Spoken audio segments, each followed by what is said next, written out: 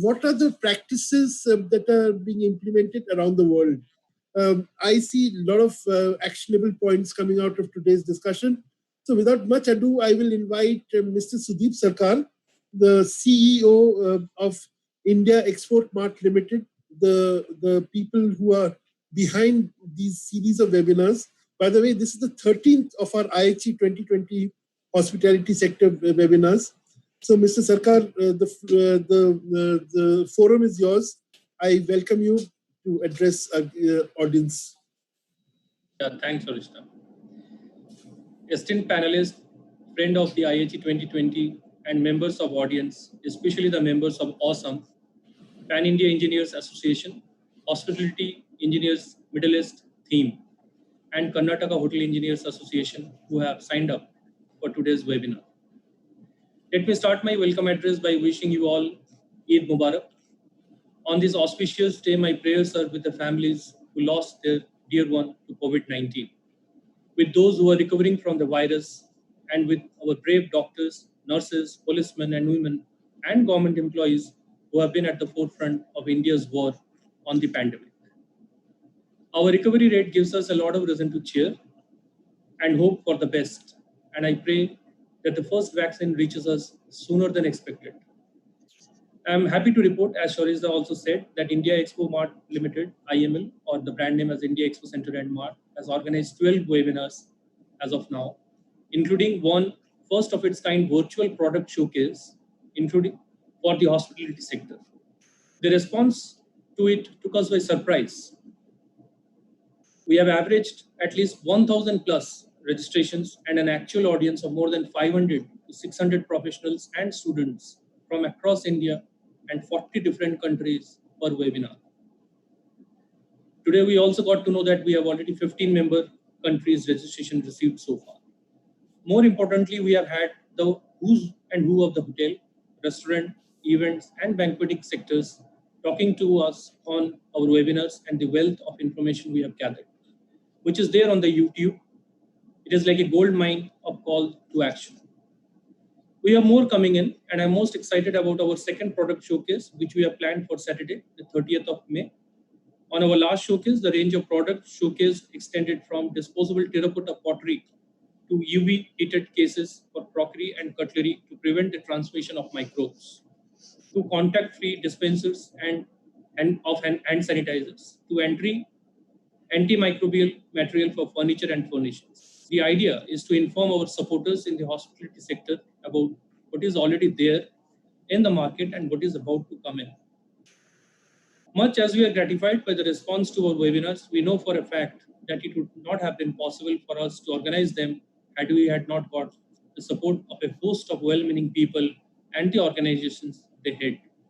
They include Chef Devendra Kumar of the Indian Culinary Forum, Chef Manjeet Singh Gill of the Indian Federation of Culinary Associations, Mr. Anurag Katriyar of the NRAI, Mr. Amarjit Ahuja of the PPFI, Ms. Jayashree Nagaraj of the Professional Housekeepers Association, Mr. Firoz Naqvi of the Federation of Sweets and Namkeen Manufacturers of India, Mr. Ramesh Tang of the Delhi Banquet Federation, Mr. Anil Malhotra, Mr. Ajay Khanna and Mr. Nirmal Khandelwal of the Equipment Manufacturers Association Buttermai, Mr. Rajat Pandey and Mr. Rajendra Mittal of Archie, Mr. Hemant Sood of IIIT, and Mr. Sanjeev Anand of Hammer Publications. With this introduction, I must now welcome the panelists for this webinar, the 13th webinar on the IHE 2020 Knowledge Series, aptly titled The Engineering Forum, Rewriting Social Standards for Sanitized Times. The webinar will focus on new hygiene protocols and products, air conditioning issues, water purification and conservation, kitchen and banqueting equipment, and laundry practices. Each one of these areas acquires critical importance as the hospitality sector prepares for the new normal. Our eminent panelists over the next 1 hour would attempt to answer the following questions. What are the new demands on the creativity of engineers in the hospitality sector and the new technologies that will make their task easier? What are the hygiene and sanitary matters that hospitality sector engineers would have to confront before anything else? Second point, Do hotels in tier 2 and tier 3 cities and towns, especially those in the mid and budget segments, have the expertise to engineer the adjustments required for them? Will the pressure on bottom line spur an increased demand from managements for green technologies to reduce HLP cost? Can engineers therefore leverage the crisis to facilitate the greening of the hospitality sector? The last, is it possible for hospitality sector engineers to reduce their dependence on imports from China because of competitive pricing and aggressively follow a made in India procurement policy? Are we all, including the hospitality sector engineers, ready to go vocal for local? Well, in order to dissect these questions and come up with industry relevant answers, we are honored to have with us Mr. Bhaskar, Group Chief Engineer, the Leela Palace. Welcome. Mr. Narayan Swami Ramamurthy, Head Technical EHS and Projects, Fortune Park Hotels. Mr. Rahul Pravakar, Chief Engineer, ITC Grand Chola, Chennai. Mr. N. Subbaraj, Chief Engineer, Cornerd, Bengaluru. Mr. Anil Malhotra, CEO, HSMC Asia, and ex-hotelier and an old friend of the India International Hospitality Expo. Welcome you, sir. Mr. Anshul Gupta, founder and CEO, Quick Clean Private Limited. Let me emphasize here that we seem to have embarked on an exciting new journey. From discussions, we have moved on to the search for solutions. From thought, we have taken the leap of faith to action. I now invite the moderator of this industry showcase, Soresh Bhattacharya, to take charge and get the experts talking. Over to you, Soresh. Thank you so much, Shudip. We are very fortunate to have a little, film before we start our deliberations. We want to give you all a little preview of what is going to happen at IHE 2020. I mean, with all these social distancing and other health and hygiene protocols coming into play, how does an event like IHE 2020 take place? Radhika, are you ready with the film? Yes. Please play it.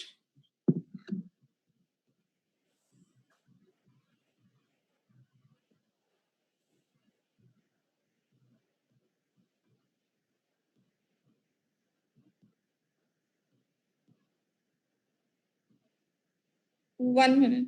Yes.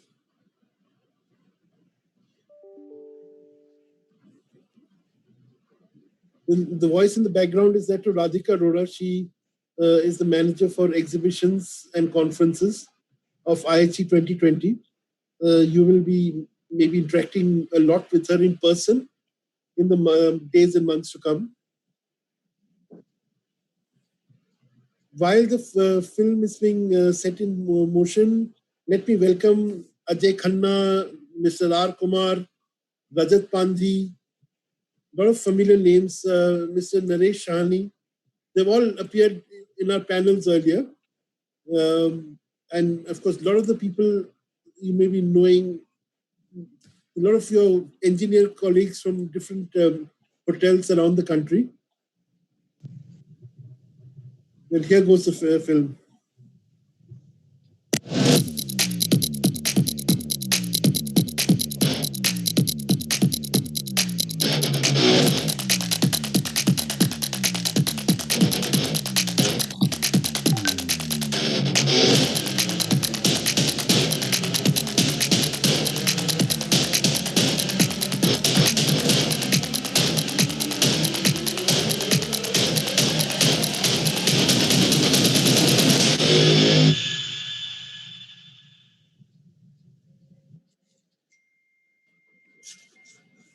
Well, that was a teaser. IHE 2020 will be a virtual show, and a lot of expertise and technology is being garnered to make it India's premier online hospitality show. It'll be the first of its kind, so please support it. We bank on your goodwill and your faith in the product. I'm sure a lot of Sudeep, you and your team have a lot of hard work ahead. We don't have Mr. Rakesh Kumar, the chairman of IEML, with us. He has regretted his absence, but he and Sudeep and their team are really working very hard and overtime to make IHE 2020 a brilliant virtual showcase. Under the leadership of our chairman, Shri Rakesh Kumar, we have delivered 2 successful editions. Of course, with the help of the industry association, he has been there at the guiding and taking it forward. And this time, it's a new experiment, and the entire team is fully motivated by him to launch and make it even a larger success for this time. Fantastic. Thank you, Sudeep. Mr. Anil Malhotra, let's roll out the proceedings with your presentation. You have about 5 to 7 minutes. That will be like the introductory presentation, and then we'll have all of you chip in with your comments. Let it be a free-flowing discussion. We expect a lot of actionable ideas to come out of it. Mr. Malhotra. All right. Thank you. I'll just be presenting side by side, and I think everybody can see the screen and read the same also along with it. So all of us have been discussing so much on COVID and its impact, and I think for the engineers today, it's got to be a solution-centric approach. With the flights coming in the air today, I think the hotels need to follow suit very soon, and we are keeping our fingers crossed. So June is just around the corner, and as we were discussing, very soon the hotels have to open. Well, the times are unexpected, and I'm sorry to say that we are not seeing the real impactful action with the right information to get the guest trust back. So I think the guest, my hotelier friends have to make the guest actually feel in their hotels as if he would have felt when he were home, And let me at this point of time say that for working for nearly about 10 years in the hotel industry, it's been about 25 years from my side, where I have been on the other side of the table. So there was too much of conversation and discussion on the sanitization and sanitization tunnels, and a lot of my hotelier friends even ended up buying some. But I mean, was it safe? Because ICMR later on came and said that it's not good for the for human beings to pass through it, and there is no evidence that it killed the virus. So there were things that came and things went off, and we've got new technologies by the dozen coming every day. So then thereafter, there came the thermal cameras. Without knowing the impact of the external environment temperature, the other day, a GM friend of mine, he told me that he was having a cup of coffee, and then he went to a camera, and his temperature was absolutely different. So now also with the heat of summer coming in, the outside temperature is going to play a very important part here. So for that matter, even a guest who's coming in an AC car, I mean, when he comes out of the air conditioned car, his temperature is going to be very much less. That is his skin temperature, whereas his body temperature is something very different. So I'll be presenting some solutions that have been made keeping in mind the safety of the hotel guest and not really just the cost of the solution. Mr. Malhotra, can I interject for a minute? For our technical team, Mr. Rothi Banerjee, who's the president of Awesome, he just made a comment that the voice is not very clear. Can you please look into the matter, Tushar, please? Okay, is it better now? I can move towards the. I think Mr. Malhotra, we can hear you better now. So there are a lot of effective products available in the market right now, along with some relevant questions that I'll have for my panel here and my very able panelists who will be able to and will be happy with giving me all the answers. So the bottom line is that are we happy with someone carrying an inaccurate IR thermometer, which may not be accurate just for, it is just accurate for theatrics. So I hope I'm being heard well now. Is it okay? Yes. In fact, Jay Jingran can hear you all the way from Vienna. Oh, okay. Jay Willkommen. Yeah, that's an old friend of mine from my hotel. Okay. So while my first question is that are the hotels really investing in the right technology? I talked a bit about how purchases like thermal cameras and UV solutions. So I'll request my companion here to tell us more about UV, as we were discussing a little earlier. A bit later when he's on, and the tunnels that are happening without the know-how. So when it comes to a thermal camera, it's not accurate as it only measures the skin temperature and not actually the body temperature. And believe it or not, I had sent somebody from my office to the bank the other day, and he was returned from the bank saying that this man has temperature because of that camera that was actually conducting it. And believe you me, he was quite all right. So, I mean, having said that, to tackle that problem, here is our first product. This is an infrared and a thermal camera that measures the internal body temperature and not just the skin temperature. How it does so is via the human tear gland. And this is the first of its kind technology that gives you the closest to accurate body temperature. And above all, made in India. Can you beat that? So, as you see here, no human contact happens till the time the person's body temperature is not normal. So, when it's not normal, either you have a hooter or that red siren that goes up, so you can make out. So, coming to my next question, do we think about only cutting costs while getting new technology? How about we put effectiveness, customer, and for that matter, even staff safety and priority there?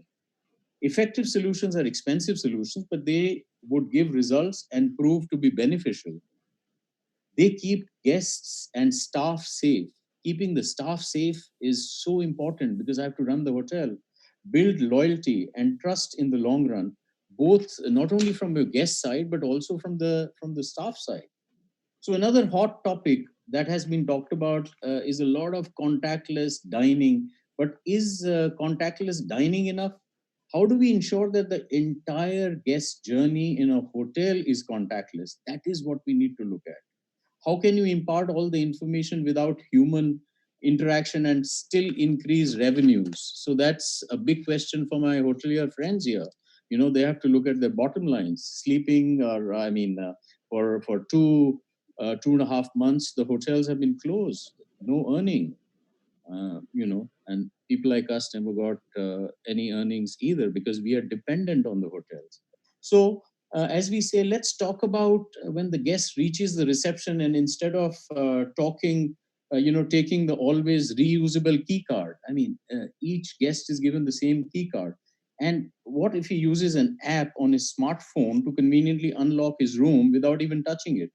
These contactless apps can be used to access the elevator or even other public spaces also. It's compatible with majority of hotel locks and can be easily integrated into your existing hotel app too. So these are the things that we need to immediately put into action, before we open our hotel, or if the time is less, I mean, as we go on. Next, I have here for you something to do with artificial intelligence and a voice assistant. Well, the name is Woohoo, but it eliminates touch altogether and does not listen to any conversations. Unlike so many other voice assistants in the market, or what have you in your own home today. I think every home has it. So that you have a full data privacy, no artificial intelligence helping you at the hotel reception, ordering room service, booking a cab, giving you the Wi-Fi password, controlling the room temperature, and mind you, all this contactless only with your voice. And the hotel management at the back of it, because it keeps all the data there, can use all that data to customize the guest experience and plan their resources accordingly. It's a huge data that this device can collect for you. While we also have another important experience to consider, the in room guest experience. Please imagine now the guest was actually staying in his room for, let's say, how many hours? 7, 8 hours. Most of it he was sleeping, a business guest. But now he's going to be spending a little more time over there. So the guest might be spending nearly 10 to 11 hours in and around his bed. What solutions do we have there? I know that, housekeeping says that, or the hotel says that it's only after 48 hours, 72 hours that they'll give the room again. But again, what the room is there, what all are you going to give him? So in the room, actually, according to the studies, your TV remote is a hotbed for viruses. It has got feces, semen, urine, and so many other germs and other viruses. This remote is a product from the US. It's a plug and play solution, and the remote is compatible with over 250 TV brands. So you don't have to install another compatibility, system to operate this remote. So the remote can take sanitizers and keep itself very clean. It's a totally enclosed, body in itself. So, and on that note, I think the know-how on a single. If you just consider the mattress, there are thousands of people who will be actually using your mattress in the next coming months, and the mattress will be a breeding ground for infections and viruses. That's where a good mattress protector will help.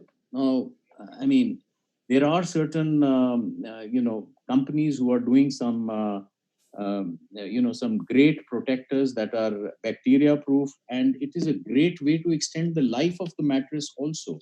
It's a total bug proof solution also for this.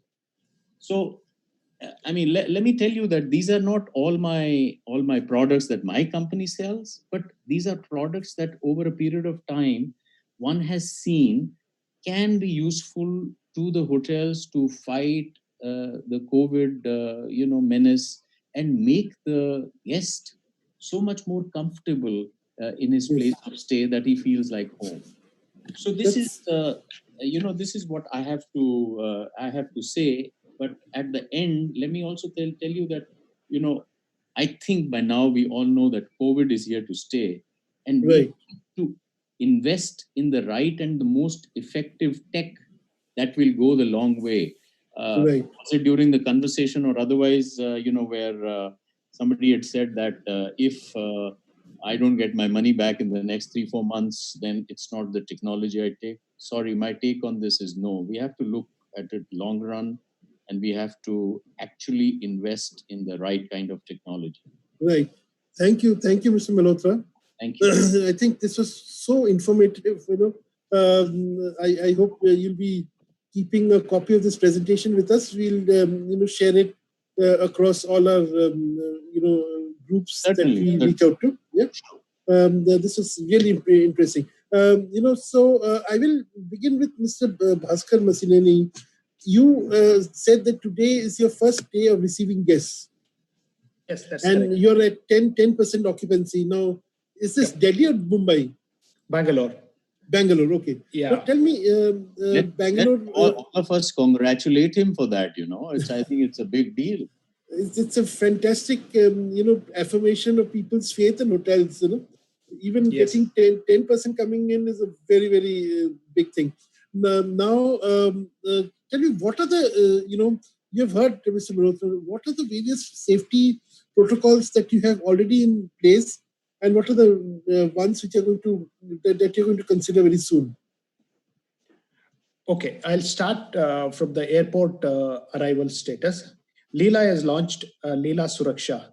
We have launched the website. Our Chief Operating Officer, Mr. Anurag Bhatnagar, has made it clear. The Leela luxury has to be with the utmost safety. That's for the guests and as well as the staff members who are working in the hotel. And whosoever associated in the building must ensure the safety and remain immune to COVID. Okay. Now, while guest arrives into the launch, from thereafter the things start. Every car that goes to pick up the guests is sanitized trip on trip, including the driver. So a complete car has been sanitized. Once we receive the luggage, we sanitize it, then put it in the car. Then car comes where guest is inside, placed a safety kit, mask, hand sanitizer, so on and so forth. There is no paper and pen for any registration. There is one online message that goes for the guest to register, so that the ease of check-in is being done while he's sitting in the car or while he's in the plane.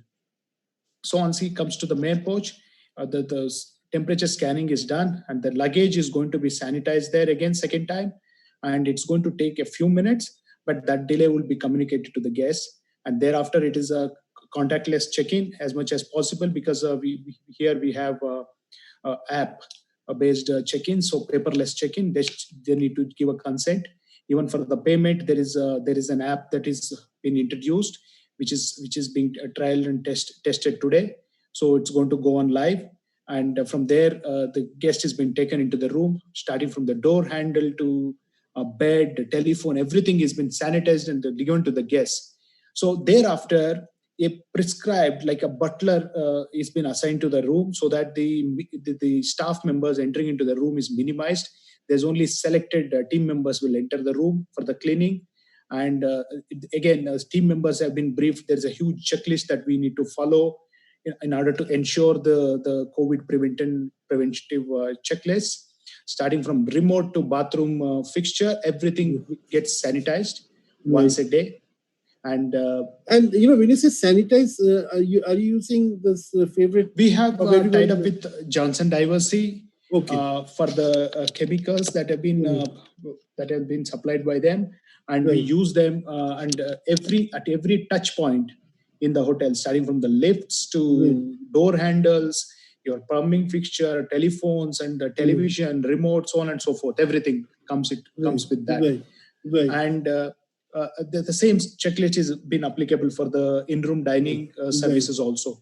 As of today, we are not allowed to open the restaurants and spa, and so that there is adequate preparation time is available today for next 5 days. We are allowed to do.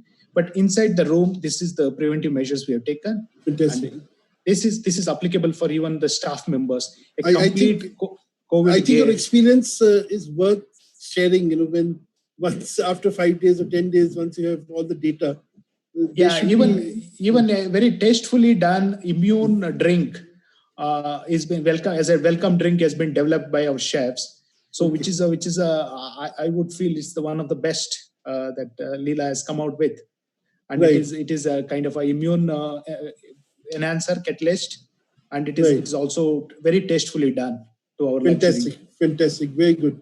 So Mr. Prabhakar, Rahul, the question that in our forums everyone is asking about this repeatedly: how safe is UV technology?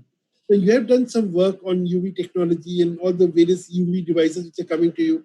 What is your take on them? Thank you, Suresh, for this question. Before we'll begin, let me tell you that UVC is one of the ray in the electromagnetic spectrum, which we say. We have heard about UV in entire our life. We were using UV protection protector for our skin when we are out in the skin, but there are three kind of UV band: UVA, UVB, UVC. UVC has a germicidal effect, and UVC is being actually stopped by our ozone layer, by our obviously the natural protection that we have in and around the earth. So artificially we are creating UVC light in our gadget that we are looking at and now every day. Now, to differentiate between a good product and a bad product, there are some certain feature that you should be able to differentiate yourself. One example that there are some scientific fundamental and there are some common sense. So science, let me begin with the science that the family of coronavirus requires certain kind of UV dose at a certain time of exposure time, which is required to be considered on the corona family virus to kill it. Obviously, at this point of time, COVID-19 virus studies are not out how much exactly the UV dose is required.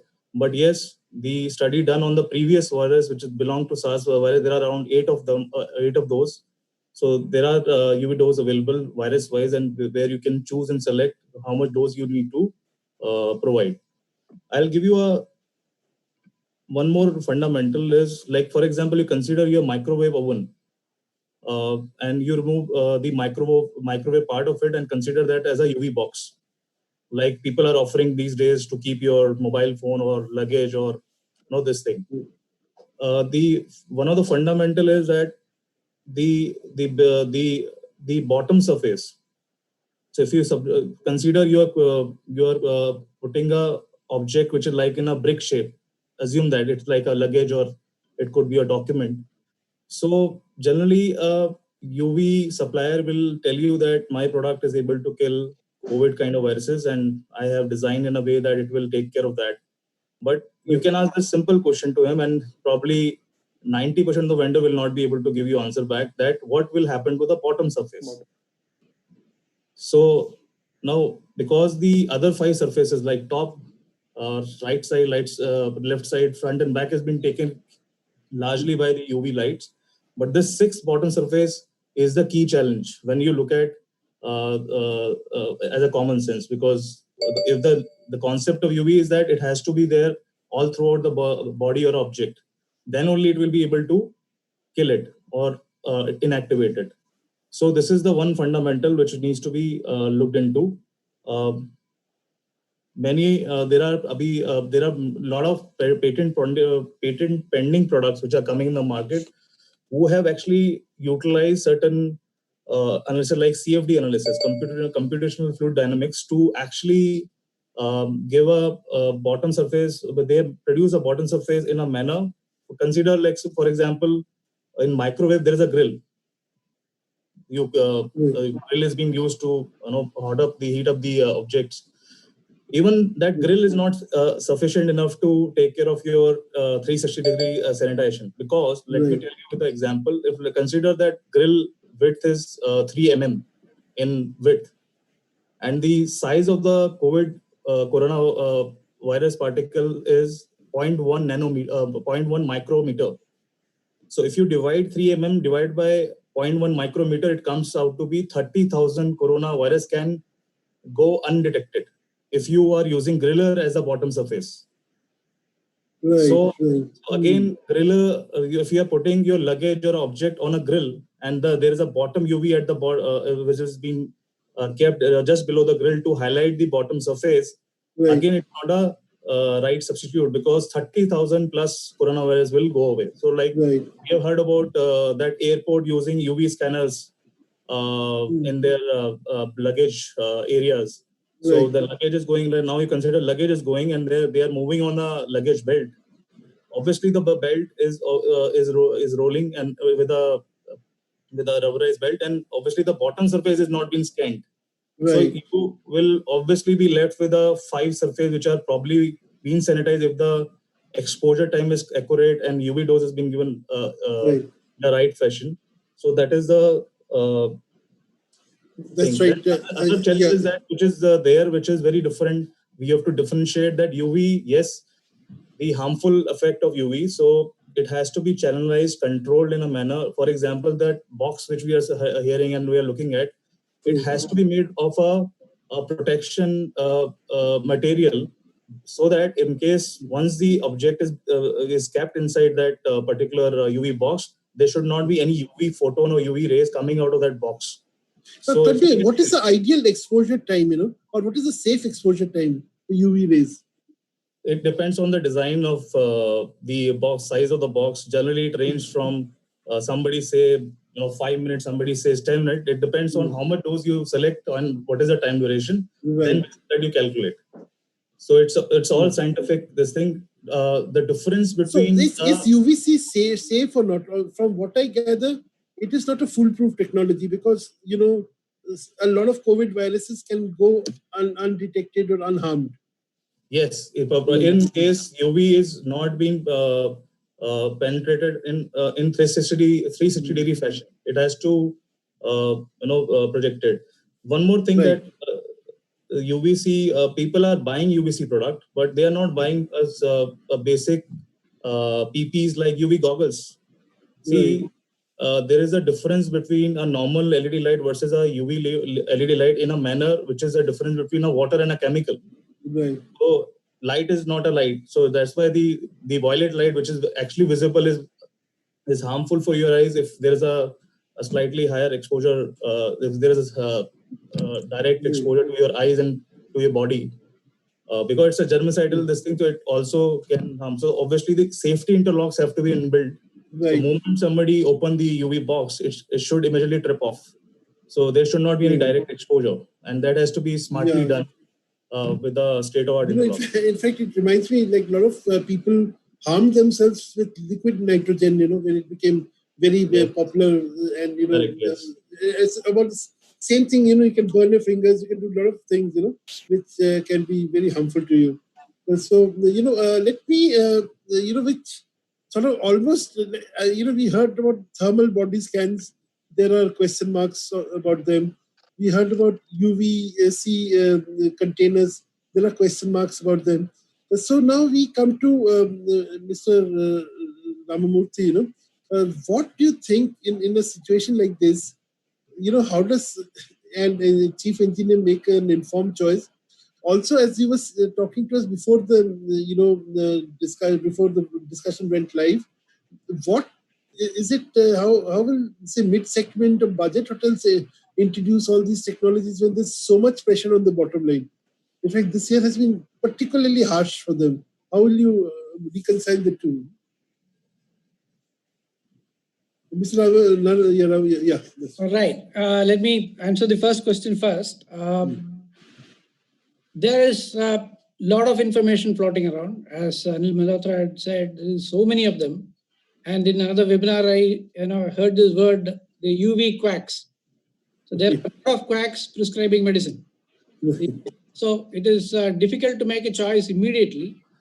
What I am not seeing is the major brands are not in the play yet. Let us take the biomedical giants like GE or Philips or something, people like that.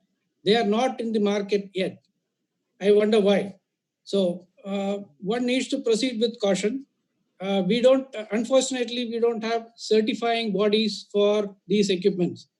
But other equipments have certifying bodies like UL, ULC, CE, etc. In this case, there is no certifying body yet, or at least we are not aware of that in the country. The situation is somewhat similar to 2008 when after the Mumbai attack, there were so many companies mushrooming, for the security product. Every second vendor turned, they became security experts overnight. Right. So, fortunately, there was standards and certifications already created because of the 2001 World Trade Center incident. So we had a clear choice at that time. There were clear certifications available, standards available. Now that is not the case. It's novel virus, so we still don't know the exact characteristics and solution for it. Yes, it is emerging. I can see it is emerging. The solutions are coming in. So one should wait a little bit for the dust to clear and pick up, like Sri Malhotra said, it's for the long term. It's not for short term. Right. One should invest for the long term. That is for the question number one. Coming to tier 2 and tier 3 cities, it's totally a different story altogether there. You rightly said that the cash crunch is terrible as of now. Hotels are really, struggling to survive as of now. So it is nearly impossible for them to make heavy capex investments right now. So especially if you are not a brand, you are not associated with a branded chain, it's going to be even more difficult. For branded chains, that is the advantage. The corporate HQ will give you enough directions, SOPs, standards, guidelines, and they will help you with 24-hour helplines. They support you with vendors, rate contracts, etc., etc. So you have that comfort if you are associated with a brand like Fortune. So unbranded people will have to struggle a little bit more. Not that they are helpless. There are enough professional bodies, giving guidelines. CII, ASSOCHAM, FICCI, etc. Your organization also. there are guidelines available in the public domain. They can go for it and filter what they can imbibe from that. So coming cash, the energy and whether it is possible to implement all these measures, whether the engineers are capable of doing it. Yes, there are engineers capable of doing it. They need support to implement all those things.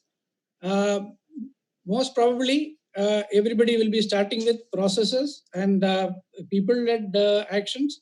When we had crafted the Safe Stays at Fortune program.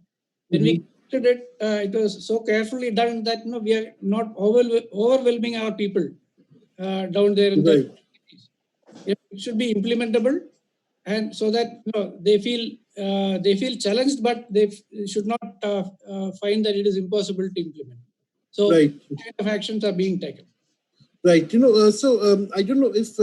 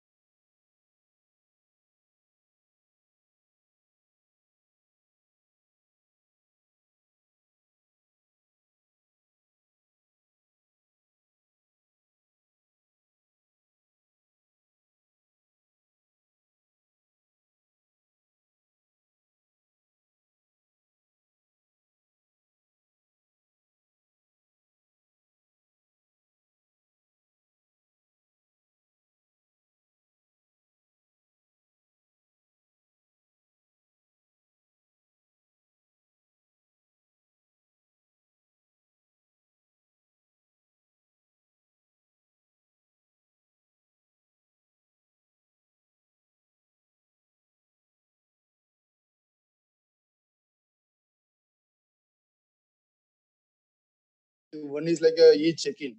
So we try to minimize the human contact. There was a possibility before also. During COVID-19, we are completely going on that. So any guest who is a honors member who can actually do a e-check-in, how we do a web check-in for our aircraft. Secondly, we also have an option of digital key, like Mr. Malhotra was mentioning about the digital key. So our hotel, we already have a digital key, and not only for the guest room and also for the elevator. So if you are a honors member, once you book a room, once you select the room, then you can request for the digital key. So our front office team, we can activate the digital key. So your mobile phone itself will become a key for you, which you can use in all the common areas, also in your guest rooms. And just to avoid, now people are thinking the COVID can spread through an even newspaper. So we stopped buying newspaper much before COVID-19 just to save paper waste. So we are got a subscription for our press reader. So our hotel is already a reading zone. So any guest who come check in, use our Wi-Fi, automatically they get a free access to the e-zone, reading zone of press reader, and they can get all the magazines, newspapers on their mobile phone. So there is no need of delivering a newspaper, again reducing the human contact. And for placing the food order, we are displaying a QR code on the TV, so guest can scan the QR code and they can place the order. Again, they don't require to use their room telephone because we got something called KIPSU messaging system. So from their mobile itself, they can send any request or making the food order. It will go to the front office manager, restaurant manager, and food can be delivered. So these things are already existing with us. So it is very easy for us to sail through the situation. And luckily, recently we got ISO 22000 certified. So all the hygiene standards are already implemented. People are practiced. I think this is helping a lot for us, and we are really ready to welcome guests back. Yeah. Okay. So as I can see that you've got your process in place, but what about technologies? These technologies that Mr. Prabhakar talked about at length, or Mr. Malhotra made, at the beginning. Do you think you need these technologies right away, or would you like to assess them before introducing them? No, the digital key is already available with us. That's what I mean to say. So we are already using those technologies. No, I was talking about the scanners and other things. Scanner, as Mr. Rumar, we are just waiting for, a lot of products are on the market. Still, we are not able to take a decision which is the right product. So we are just waiting for the right product to launch. Right. I also have a question to Mr. Malhotra. He was mentioning about the thermal camera. Right. So as a engineering, earlier we used to use a thermal camera only for our electrical panel. I don't know whether this camera also will work for human scanning. You see, I was referring to, let me answer that question. I think most of us, what we are seeing is that 3,000, 4,000 rupee camera, which is without any certification or anything, which gives you a plus minus 6 degrees, of temperature, is no good a camera. And when it also comes to just a simple thermal camera, that is what I was trying to talk about. It gives you the temperature reading of your skin, which is, which is not the right temperature, because the body temperature differs greatly, and it could be 3 to 4 degrees centigrade plus minus, between your skin and your body. So that is what I was referring to. Yes, I was reading about the thermometer. We also use a thermal camera for scanning, which is again costing around 2 to 3 lakh rupees for our electrical panels. So just I was wondering whether that camera also can be used. For the human body, I think Mr. Ramamurthy can give you a little more insight into that. Mr. Ramamurthy, can you tell him something? See, Nachimutu, how that thermal camera measures, it uses a laser. Yeah. It points a laser and an infrared beam onto the surface and then picks up data from there. I am not sure whether it is good for the human body. No, sir, that is not good for the human body. It is better not to experiment, especially, don't point it at your eyes, etc. It is better not to take that kind of chances. Yeah, Rahul, you had a point? Yeah, so the fundamental difference, between the camera that the engineers are using in the plant for the electrical panel versus a 4,000, 5,000 rupees IR gun which is being used, and the camera that we are looking in the future is that in the good thermal imaging camera there is a ATC function, automated temperature calibration function, which is there, which compensate for the thing that Mr. Malhotra said in the beginning, that if a guest is coming out from a AC car or somebody coming out in a weather of Chennai, which is 44, 45 with a high humidity. So again, there's a second parameter called as automated humidity correction. So there are 4 types of additional detection and calibration mechanisms are there in the high-end thermal imaging camera, which are not there in case of the plant room camera as well as in the thermal gun. So that's how the cost varies. So a normal, the plant room camera will come in between 1 to 1.5 lakh rupees, while the thermal imager can go up to double the cost. As well. Rahul, if I'm not mistaken, the ITC hotels have also brought out a manual on guest safety and security. And one of the points to highlight is the UV technologies you're implementing. Isn't that? Yes. So as of now, we are doing our pilot demo in one of our hotel, and findings of that hotel will eventually lead to. So as I said in the beginning, there are a lot of fly-by-night operators who are coming with the lot of UV quacks, as Mr. Ramurthy said. So we have to actually differentiate. And as I said, the sixth surface, the bottom surface, is the key. While you and second is the UV protection, which is inbuilt into the scanners, so that the nearby humans should not get impacted. So there are very few vendors in this field who have actually thought through about this. Right. Okay. Good. So, Satish, actually, Rahul. So basically, this camera is essentially a IR plus thermal. So it was putting both the technologies together.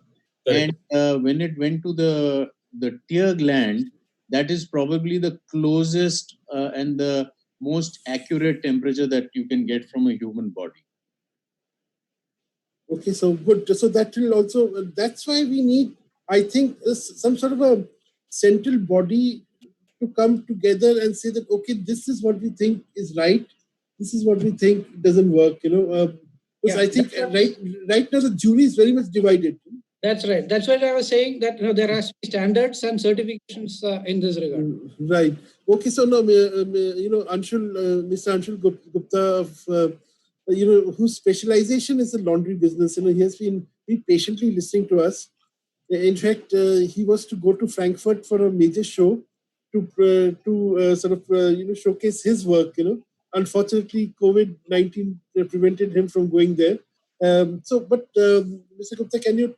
I believe you're going to present a film, and then you're going to have a little. No, I have a presentation. Okay, you have a presentation. Okay, yeah, fine, please. Sure. Good evening, everyone. I would take this opportunity to talk about two topics which Mr. Sudeep Sarkar mentioned in starting. Whether this situation will, hurt our bottom line, then will force hotels to adopt green technologies, and will look forward toward engineering department to adopt such technologies. So I'll talk about that, and then secondly, the hot topic of sanitization, and disinfection protocols. So I will, take up this point in the second phase. So let me just quickly share my presentation.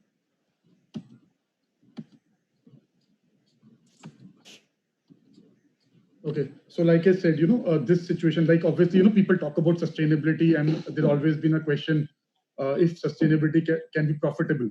And I think this is a good time when, green technologies would make a lot of sense only if they have a right payback. So, every hotel would be now looking at to, reduce their HLP cost, which accounts to almost 8 to 10% of their total operating cost. So typically, if you look at in HLP, you have common lighting, you have HVAC, steam boilers, and hot water generation. With anticipation of lower occupancies coming in for next 6 to 9 months.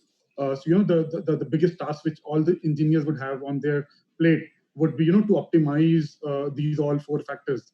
Typically, if you look at steam boilers, primarily fuel your laundries. 90% of steam generated in a hotel is used for washing clothes. So how, unfortunately, most of the hotels have, big boilers, 600 kilos or a 1 ton or 1.5 ton boilers. So in this situation, when you anticipate 10, 25% occupancy, switching on your boiler will be a disaster. It's a killer, right? And we all would agree to that. So what to do? So I've just prepared a small case study, two variants. One is with 1 ton boiler and one with 600 kg boiler, and just see, how the situation look like. So if you look at, you have a 1 ton IDR boiler, and if you have to operate minimum for 8 hours, even you spread across, you have 2 hours of starting time, and then your ironer requires a lot of steam, your washing requires a lot of steam. So even if you operate a 1 ton boiler for 8 hours, you will end up spending 20,000 rupees per day if you are operating on PNG. And if you're operating on HSG, you will be end up spending 25,000 rupees per day. Are we ready to spend that much? Considering our occupancies will go down, and we have, let's say, an average 25% occupancy coming up. So we are proposing, and we have already proposed to a lot of hotels, which we already talked, deploying electric boilers. These can be installed within the laundry. They are very compact. They will help in reducing efficiency loss, transmission loss, reduce operating hours. It will help in flexibility in machine operation, since you don't need to optimize it, because it's not practical that you operate all machines at one time. And with our calculation, the payback of this investment is less than three months. So if you have two of electric boilers, small boilers, with 75 kilowatt as power each, and if you operate like, we did some contemplation discussing with the laundry operations. So typically, you can reduce your spend per day to almost 5,000 rupees, 5,700, which means if you talk about a 1 year plan, with this lower occupancies, we can save almost 50 lakhs or 70 lakh rupees just on this cost. And the approximate investment to deploy these electric boilers would be around 10 lakh rupees. So it's like payback of 51 days in case of HSG and 73 days in case of PNG. So like, when we started this session and we were having a pre-discussion, like I said, any technology investment right now would make sense if it has a very fast payback. And I think this is one option if, hotels with big boilers will adopt. And if you have a boiler with 600 kgs, typically a hotel with 600 or 150 odd rooms typically have a couple of 600 kilo boilers. So for them the payback will be around 5 months. But then it's a long-term investment, because this will help you in any situation of low occupancy in future as well. and it will also help you in case of redundancy and also during boiler maintenance. So this is not just a COVID investment. I personally feel this can go a long way, and this will be worth. A few things about this boiler, since we represent Prevel, it's an Italian brand. The unique feature about this boiler is, first of all, it's very compact in space. Secondly, it has modulating heating elements, which means a 75 kilowatt boiler will have 10 into 7.5 kilowatt heaters. And with a special technology called G-Tron, it automatically modulates between these heaters. So in case you have a lower steam requirement, you don't need to manually switch off individual heating elements. So that's a very unique technology in offering. And with this, you can sit back and generate a lot of savings in your operation. Another unique feature, a lot of hotels face the problem of hard water. So the heating elements are made of a special stainless steel alloy called Incolloy, which is resistant to hard water. Only thing is you need to have that cleaning infrequently. But then this is hard water resistant, and again, it really works pretty fine in that. So this was one perspective which I wanted to share for optimizing your laundry operations and maybe generate good savings, or maybe operating the laundry efficiently. Yeah. So this was one. Yeah. Yes. Sorry. Any question, Mr. Bhattacharya? No. Please continue. Okay. Thanks. So coming to the second point, we've been talking about disinfection, and like Mr. Malhotra mentioned, the ineffectiveness of these handheld infrared thermometers, and even the thermal scanners, and also a lot of people have talked about using sodium hypochlorite for surface disinfection, be it coming from Diversey or some other brands. Typically, there are a lot of surfaces which you cannot pour hypochlorite or disinfectants along, because this will lead to discoloration or maybe damaging of those surfaces. So especially glass surfaces. Glass surfaces are particularly susceptible. And even if you talk about stainless steel, it will react in due course when you keep on pouring in chemicals on it. So sharing with you one technology which I came across, it's ozone disinfection. Ozone has been proven to disinfect again and kill viruses. So when SARS virus hit, ozone was certified, if you Google, to be very effective against SARS virus. So these are some bottles, ozone spray bottles, which doesn't use any chemical. They convert a normal water into ozonized water, and can be a very good solution for disinfecting stainless steel, even kitchen equipments and other surfaces, glasses and everything, and with no recurring cost. Just the intake is water. This is certified from SGS lab, Hong Kong, and other certification also. Certified to kill SARS virus, like I said, and we were discussing, there is no technology which has been certified to kill coronavirus. But since it belongs to the SARS family, so the nearest technologies which we can look at is what has been effective on SARS viruses should be able to infect. Again, there is no proven technology or a foolproof system. It's all precautionary, and whatever processes and technologies we can put in place to have peace of mind and gain our clients or customers peace of mind.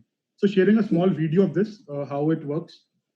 Just 1 minute, I need to optimize for full screen. Yeah.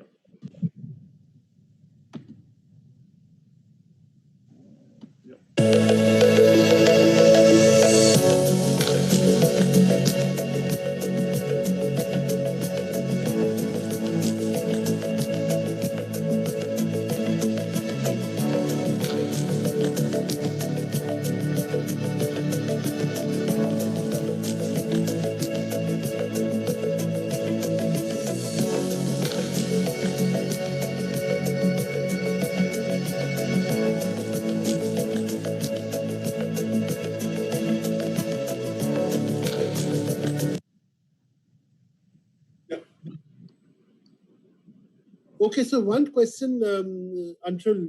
Yep, sure. Can you hear me? Yes, sir, please. I think you have to come a little closer to the mic and speak a little louder, Okay.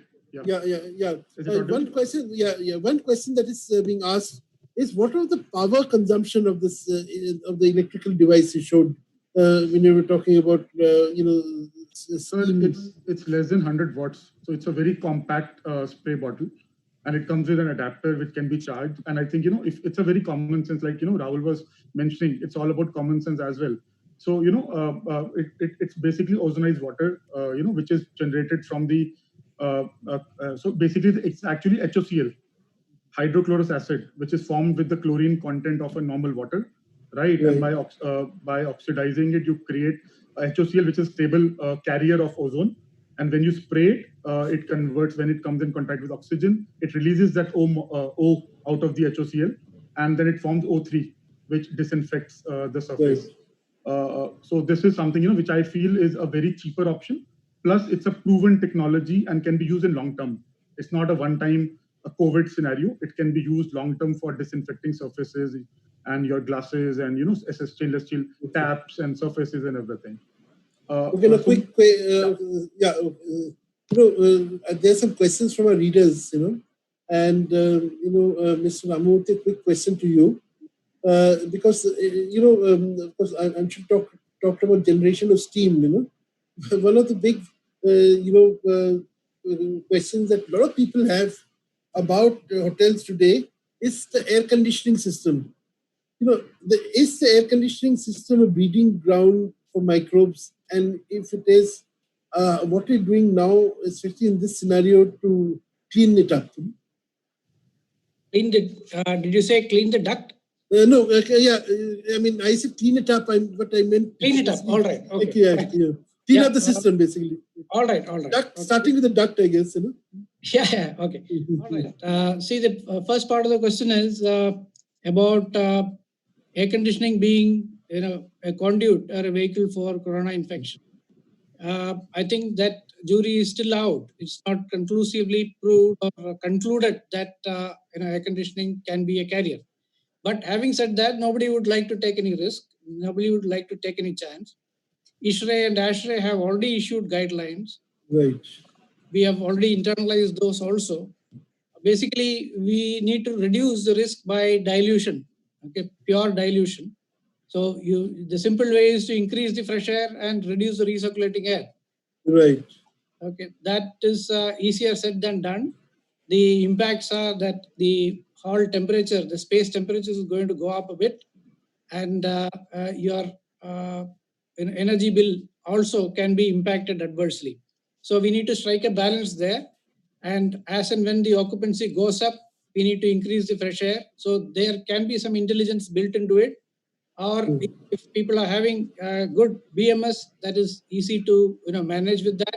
If you don't have BMS, you'll have to do it manually. So by dilution, we can manage it to a great extent. But nobody can guarantee a total safety in this regard. Yes, yeah, there are emerging technologies there also, like Rahul mentioned. UV is one of the systems. In fact, many hotels have already installed UV lights in their FCUs and AHUs. Right. That was for a different reason, to prevent mold from settling on the coil, etc. That is indirectly going to definitely help. Plus the ozonation of rooms, ozonation of areas, etc. That will also help.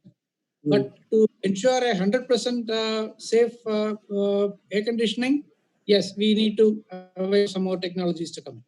Right. Okay. Very well put. Anshul, there's some people who want to know details about the ozone. So, Mr. Bhattacharya, allow me. I have a couple of more slides which I wanted to share. Okay. If you allow me, I'll just. This is running time. Very tight on time. Yeah, just give me 2 minutes. I'll just quickly do. So, while we, Mr. Malhotra mentioned the, accuracy of these thermometers and everything. So, as we know, even with security scanning, initially we used to do with metal scanners and handheld. Then we came up with gates, which are more accurate. So, I just want to show you here. So these thermometry channels are also available, which we are getting, and we are in talks with ICMR as well. To get these certified. These are one which uses infrared. There is a lot of, one hears too many different opinions on this on these tunnels or. No, so this is only thermometry channel where you scan and you have a hand sanitizer disinfection module available.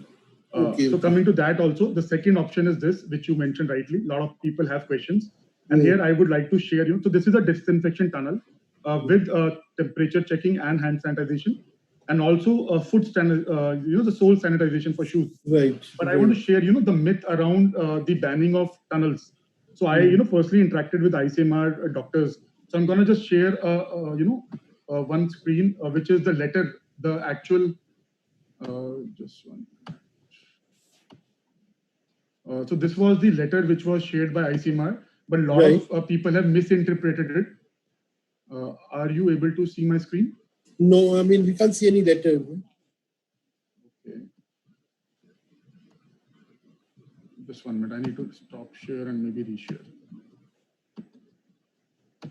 So now, yes. So this was the letter which was, released by ICMR doctors. But then, people read it apparently. The ICMR mentioned that as per WHO, you cannot spray hypochlorite or these, chlorine and alcohol-based chemicals. They never said, ban. So this was interpreted and then it kept on, expanding. While WHO says you should not spray chlorine or alcohol-based disinfectants, right? If you have seen, there's a video from Abu Dhabi airport which is getting viral, and most of the international airports are deploying these disinfection tunnels. Only thing is you need to choose the right chemical to spray, which is again, I would say is ozonized water, which is HOCl, which is actually Rahul can mention even is used in a swimming pool disinfection. So HOCl has been a common chemical being used by hotels for disinfecting water, and this which is purely safe for human body, eyes and skin, everything. So, and again, all the processes and precautions we implement are all precautionary. You cannot, why you are disinfecting bags, right, through UV? Right. Because we assume that every surface can carry virus. Similarly, the clothes of people who are coming wearing, right, can be a surface which can carry virus. So these disinfection tunnels, if used with right chemicals, is a very good precautionary step which can be used, for disinfecting. So that's it. So I wanted to share this. And in the last, just so you were asking me. So we have this, which are coming and which will be certified by ICMR. And like you said, you wanted how people can get more information. So here is my information. People can write down to me, or you can put this information in the chat room. Sure, I'll do that. Okay, great. This is what the perspective I wanted to share. Fantastic. We are, of course, we have overshot time, but I would love to have closing comments from each of the panelists, and then we'll ask Mr. Malhotra to sort of round up our discussions and, give an idea of what sense he makes of, what we have just discussed. Bhaskar, would you like to start? Some parting thoughts? Yes.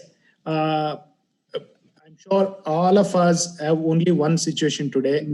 How do we bring back the business, which is whether luxury, mid-segment, or any kind of a business.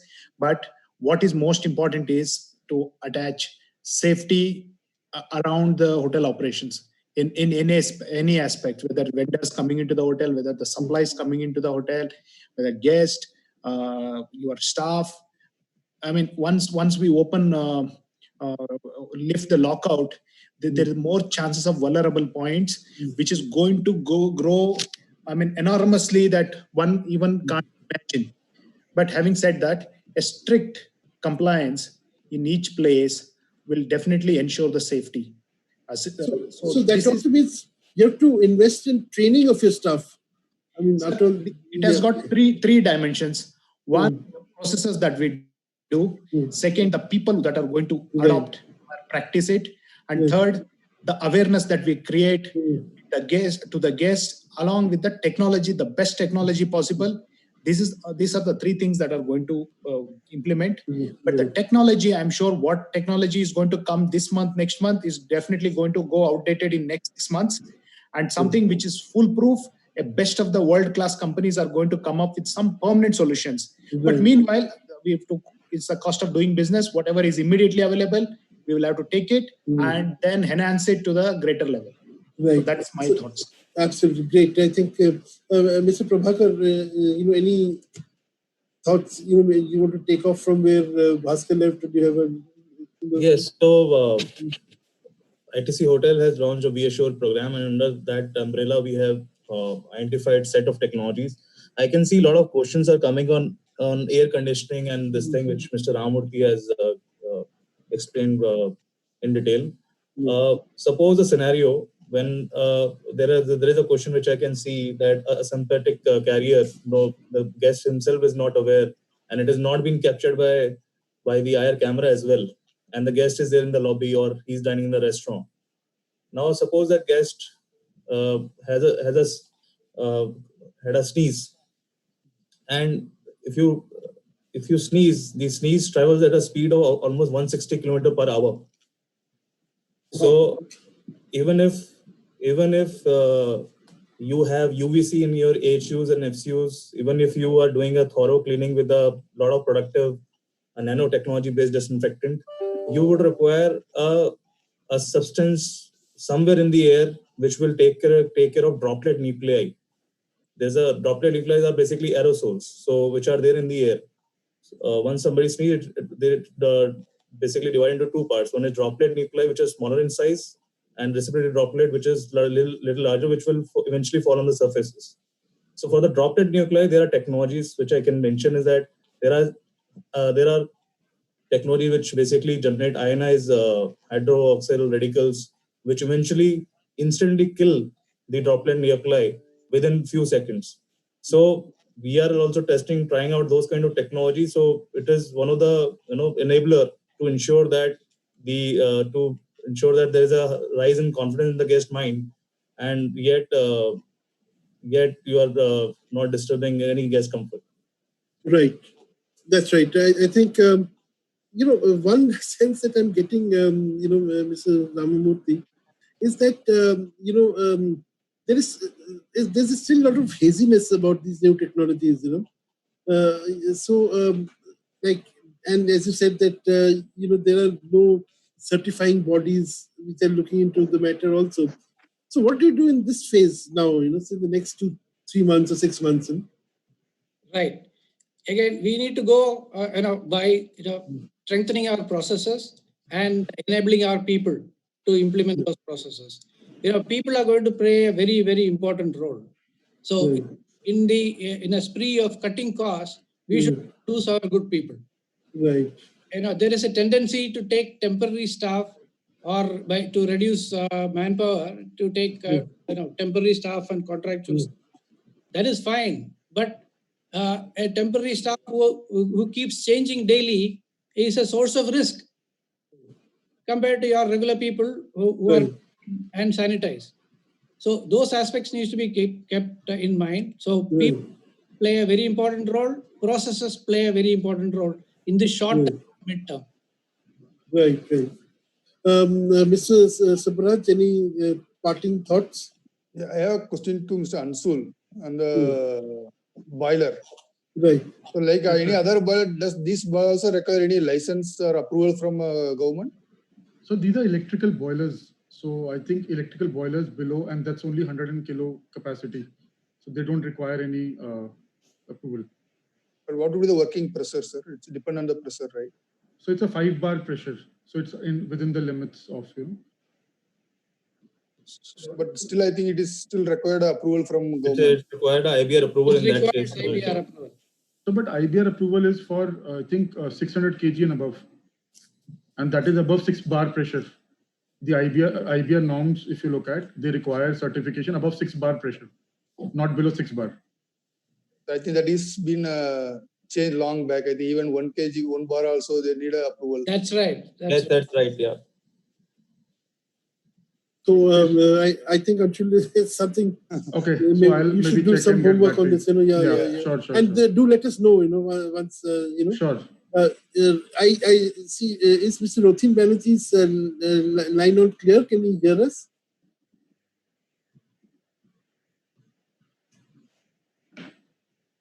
Okay. I don't think he can hear us. Well, that sort of.